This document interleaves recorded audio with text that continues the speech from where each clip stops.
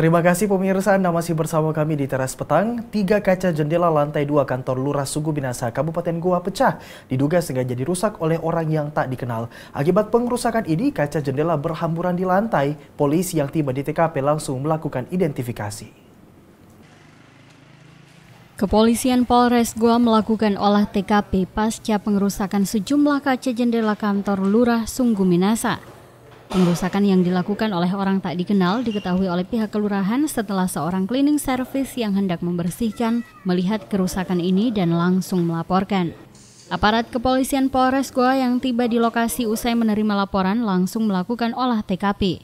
Pada 3 kaca jendela yang rusak terdapat 3 lubang mirip hantaman peluru yang diduga dari senjata jenis airsoft gun. Namun di TKP tidak ditemukan selongsong peluru airsoft gun.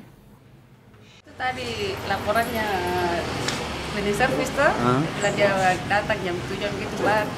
Dia kan biasanya ngepel tiap pagi tuh ruangan di atas. Jadi buka pintu itu mau kasih nyala AC satu lalu baru dia lihat itu anunya. Oh, pecah kaca itu. Sementara itu, Kanit SPKT Polres Goa Aibtur Rahman mengatakan benar adanya kaca jendela kantor lurah yang dirusak, namun motif pengrusakan masih diselidiki. Jendela. Jadi setelah kami menerima telepon dari warga, dari Pak Ibu Lurah. Ya, kita turun cek kebenaran, ternyata betul. Kaca jendela kantor kelurahan pecah.